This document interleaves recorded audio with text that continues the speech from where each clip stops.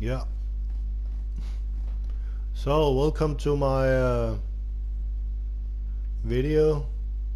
It's a new update on the seekermine build. Last time it had some flaws and no sound, so I'm trying to make a better one, and I hope you like it.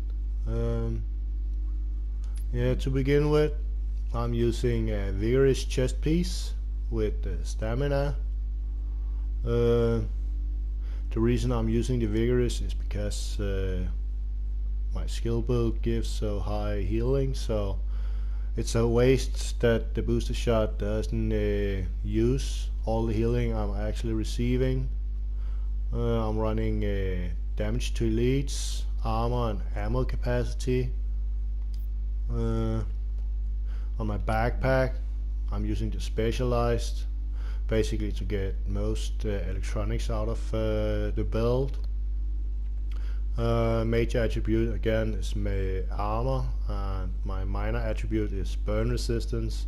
I would prefer ammo, but since it's focused on skill use and not my weapons, it's okay to run things like burn resistance. And the main component in my build is the tactician, where I am using 4 pieces to get the set bonuses, which is skill haste, increased skill power, and every bullet my group does increases my skill power. My mask is electronics. My major attribute is skill power, and my minor attribute is enemy armor damage. And my knee pads have also skill power. Major attribute is armor. Minor I have bleed resistance, burn resistance, and enemy armor damage, which I believe to be the 3 best components in the minor attributes for knee pads. And for my gloves I'm running again skill power, electronics, and then I'm having my major attribute as assault rifle damage, health on kill, and damage to elites. Damage to elites could have been changed to critical hit chance. I like running the health on kill because it gives me an extra healing whenever my seekermines actually kill an NPC or a player. And on my holster I was lucky to find one that had already had armor rolled on, and the firearms, the stamina was really high. Both are above 1250, and on the electronics I was able to roll 1268. The weapons I'm using is a liberator, basically because it has talented, which increases my skill power by 15% whenever I kill someone. And this one doesn't have to be with my rifle. I can actually do it by dropping my seekermines. And then I have competent to increase damage when I'm actually using my rifle. And then I rolled intense because it's basically, I'm also using this on my fire crest build, and the intense is really good because it makes people unable to fight when it actually procs, and I'm basically using this when I'm chasing people instead of running a pistol with harmful. I'm constantly shooting 3 shots, reloading, shooting 3 shots, reloading to activate the fire. On my secondary I'm using a shotgun, basically because of the base damage. Many times my seekermines will lower people's health significantly, and the faster I can deal damage before they heal, the better chance I have to finish them if they survive the seeker mines. I could have had a better shotgun, but the one I was the talent I was focused on was Determined, which is killing a target reduces skill cooldown by 7.5%, which again is activated by my skills doing the kills. It's not important what I have on my shotgun, but I'm running magazine size, critical hit chance, rate of fire, and I'm running optimal range on the scope, headshot damage, critical hit damage, and on the grip I'm running optimal range, critical hit damage, stability. Basically I'm trying to get as much range out of the shotgun as possible, because I am still focusing on the one shot with the high damage. On my Liberator I'm running a magazine with magazine size, critical hit chance, and rate of fire. The scope is critical hit chance, headshot damage, critical hit damage. My suppressor is critical hit damage, accuracy, critical hit chance, and reduced threat. And my grip is critical hit damage, accuracy, and reload speed. Basically I'm focused on making as much crit hit chance as possible, because yeah, well, when I'm playing PvP I suck at headshots. My pistol, as you can see, it's a low level Damascus. I'm using it because it comes with 3 talents. It already have harmful, and then it has the standard expert with 100% damage to targets with low health, and then I'm running competent because then I can actually have my pistol out, pop a skill, and switch to another weapon and shoot. In this build it's not that important to run it, and I could choose another weapon, but I'm not really changing my pistol when I'm doing builds, so I'm normally just running this pistol. What's important about this build is, as you have guessed, my skill power, which is a standard of 272,000. My toughness is only 294,000, basically, because I have opted to put as much electronics as I could into my build. So I'm running 4 electronic pieces and 1 stamina piece. If we go over to my character sheet, you'll see that I have not that much health, only 130,000, so I can actually be killed by those one-shot sniper builds. It's not optimal, but that's what I've opted in order to actually get some powerful skills to work with. Not much to say about my weapon damage. I'm not really focused on using my weapons, so it's not that important. So yeah, not much to actually see. I have an armor mitigation of 55.5%, and that's basically one of the main components of my survivability, because I'm not focused on stamina, so it's really important to have high armor in this type of build. Now to the more interesting part of the build, the actual skills. I'm running a booster shot which heals 150,000 whenever I pop it, and it gives me increased protection and increased damage, so that's nice. It had a cooldown of 19 seconds. I would like to have it lower, but that's what it is from beginning. Much of my build is focused around increasing my electronics skill power, so the cooldown is actually much lower than you see on the sheets. Then I'm running the seekermines, I'm running the cluster.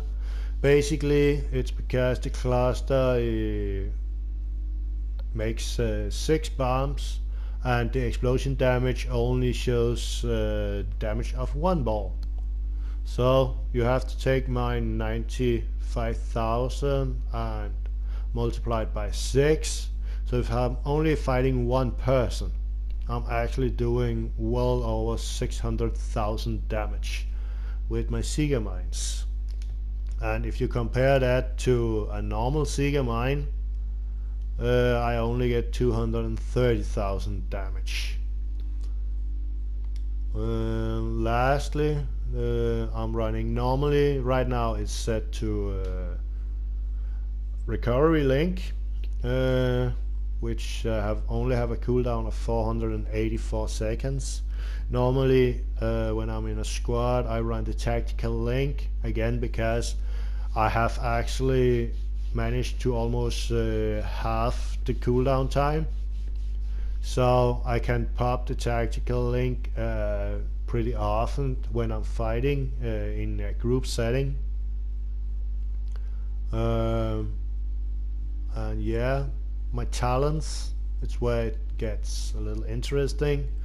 I know I should change some of these, but I really like the critical save, especially in my build, because if people start shooting at me I will go down in health really quick, so critical save will get activated almost every time. And then I'm running on the move, which I like to keep because when I'm running and fighting, my seekermines are so powerful that if there are any NPCs nearby, it will kill them and I will get on the move and reduce my incoming damage by 30%. So this one is always on this build.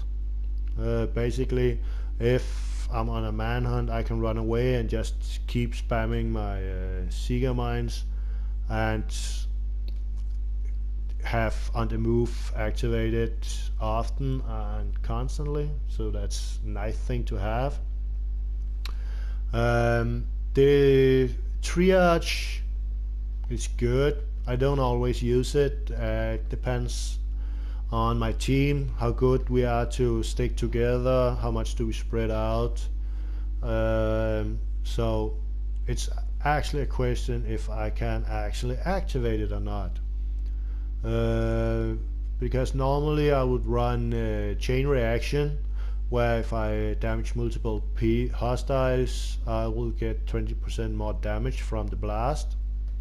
This is good because one of the problems with my seekermine builds is that I often go rogue because I hit rogue and non-rogue players, so pretty often it will actually activate my chain reaction.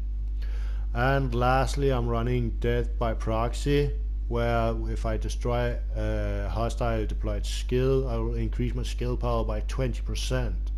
And since my skill power is already that high, 20% gives me a really high boost in compared to skill power. Yeah, one interesting thing about my seekermines is the cooldown time. It's only 11.7 seconds, and that's not including triage or if I'm running my shotgun with determined, where the cooldown will get significantly lower. So that's also a good thing. The last thing I forgot is my mods. I'm trying to get some survivability, so I'm running basic stamina armor mods in my vest. I'm running electronics mod with armor in my mask. In my knee pads I'm opted for electronics mod with armor and seekermine damage. And In my backpack I have a firearms mod. That's basically because my firearms was a little too low to activate skills. I needed 2850 I think, and the lowest ads I could get was with a complete firearms mod, and it's still with armor. As I said, armor is essential for me to actually survive getting hit. And for the performance mods I'm running seekermine damage in both, and in my holster it's the same thing, performance mod with seekermine damage.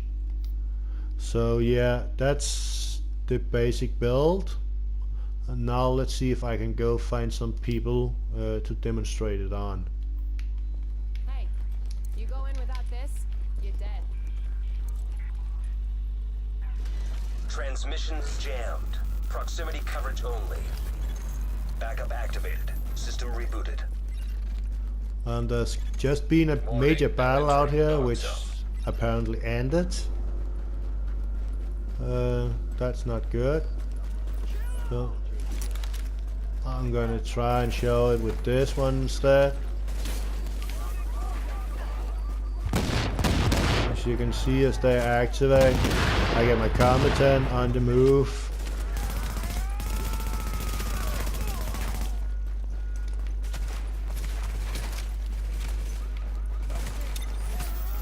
Basically this build is focused on moving around, trying not to get shot.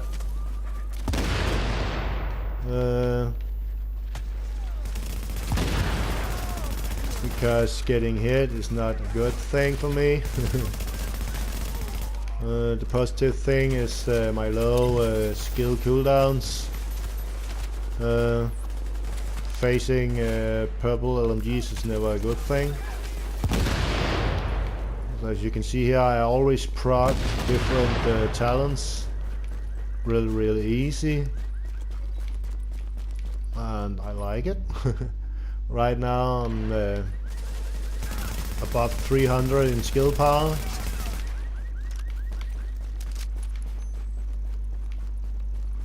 So yeah, I think I can hear some people fighting down here. Let's see if I can go and find them.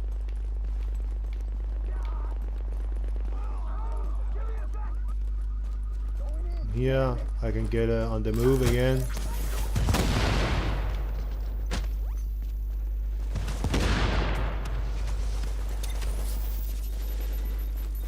One of the actual problems with this build is that if I'm hit by my own seeker mines, I am most likely going to die. Let's see if I can activate this one. As you can see here, my skill power is now 368,000. 358,000, which means my seeker mines are 108,000 damage, cooldown 7.5%.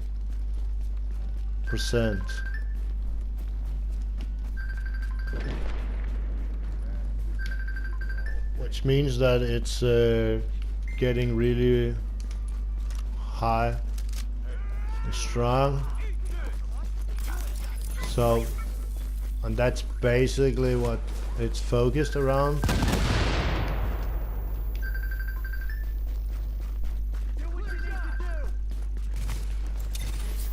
Sorry about that.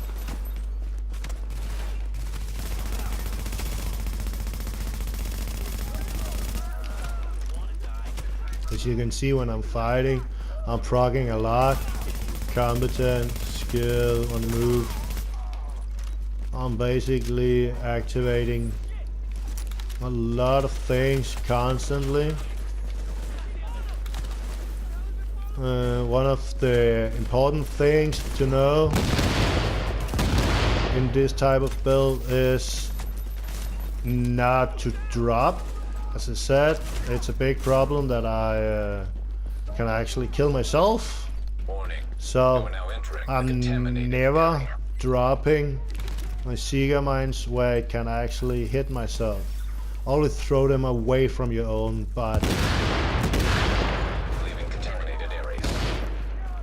It's basically only when I'm actually running that I'm using the drop mechanism,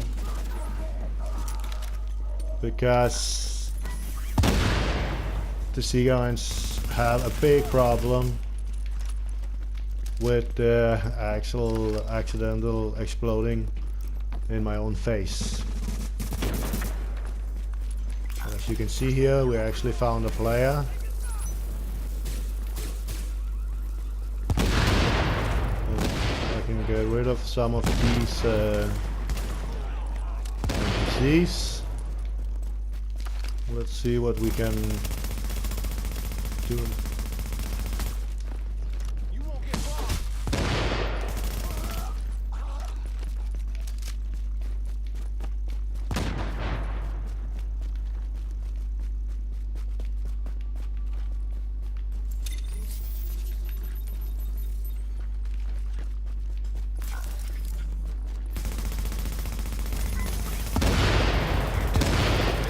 This action will mark you as rogue.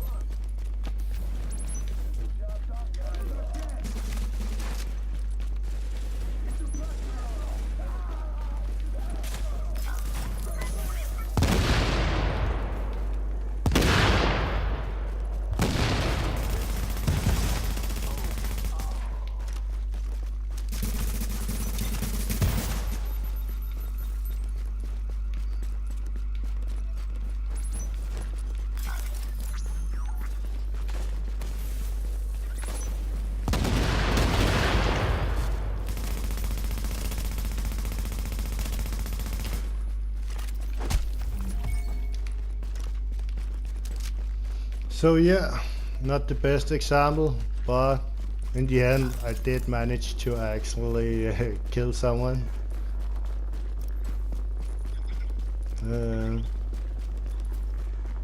It's not impressive and could have been better, but it was actually pretty good.